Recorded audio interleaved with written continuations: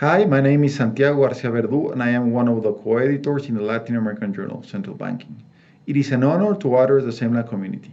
Let me share some thoughts on why knowledge, research, and the journal we are officially launching today are important for central banking. Economics has long recognized the role of knowledge in several of its fields. One example is Hayek's seminal paper, The Use of Knowledge in Society, to which I will come back in a minute. Its importance has been shown by several subjects, such as the theory of human capital, growth accounting, and endogenous growth models, among many others. In effect, as economies experience growth in income per capita, knowledge, human capital, and intangible capital become the main forms of wealth, more so than other resources such as physical capital. Let me provide you with a more timely example. We currently lack a vaccine or an effective treatment for COVID-19. So one of our only protections is the knowledge we have about the virus transmission and the measures to prevent it or at least slow it down. The public health officials and medical profession have responded swiftly by providing very relevant knowledge to the public at large. Going back to Hayek's paper, in it, he underscores that much of the knowledge useful to society is dispersed. Information would be very costly, if not impossible, to collect and to process by any single agent or entity. Hence, there is a need for some mechanism or system with which agents could acquire some of the most relevant dispersed information. Hayek emphasized the advantages of the price system for the purpose of transmitting information about the relative scarcity of goods, and that this mechanism could lead to the under-provision of information when there are public goods.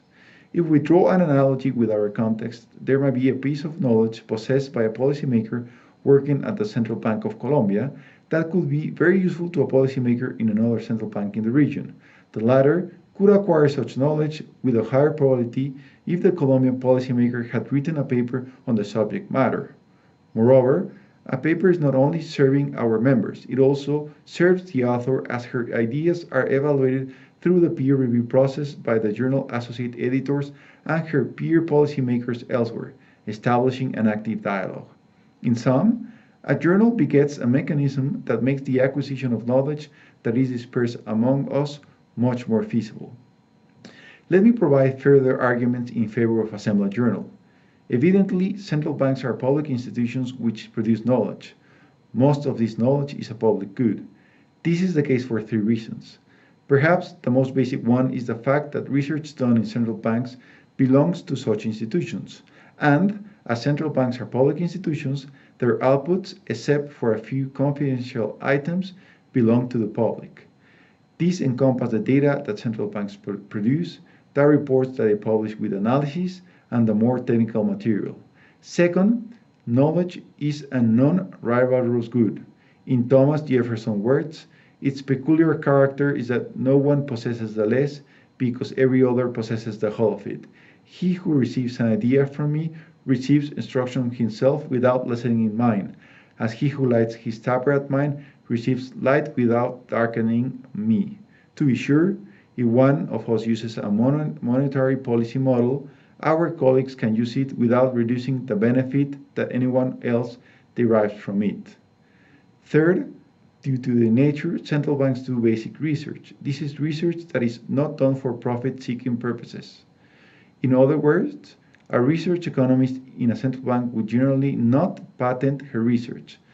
Thus, we have a third reason why research done in a central bank should be a public good. Given its nature, central banks should make their research as widely available as possible. It should be clear that in practice, such availability depends on the extent to which that research is produced and disseminated for reasons I have previously discussed. Let me provide some example of this. Let me start with a microeconomic one, which perhaps you have heard about. Through the region, many governments have implemented driving restriction programs trying to address externalities of traffic and pollution. These programs eventually fail for essentially the same reason. The demand for cars is more inelastic in the short run than in the long run. Hence, restrictions that can initially be favorable to reduce pollution can have adverse effects for traffic, eventually leading to higher pollution. One can think about macroeconomic issues as well. The historical and perhaps now classical one is when most of our central banks obtain independence from their governments, and when many decided to adopt inflation targeting regimes. We learned much from our transitions and eventual adoptions. We have also learned much about how to best manage international reserves. We quickly realized that having reserves by itself counts as a policy. We understood the benefits of building up reserves during risk-on episodes and the advantages of diminishing them during risk-off episodes. We now have a better diagnosis of when to implement an FX intervention and, perhaps more importantly, when not to do so. We have also learned from each other about macroprudential policy tools, which perhaps for most of us, they are all friends under different names. Sharing our knowledge informally have had its benefits, and doing so through research and policy papers can enrich such exchange and benefit many others today and in the years to come. To conclude, I have argued the importance of research and the journal in the context of CEMLA. Let us not lose sight that research and the journal are only means to an end, and this end is having the best central banking policies possible, which nowadays entail several subjects. This will enable our societies to reach their full potential. Thank you very much.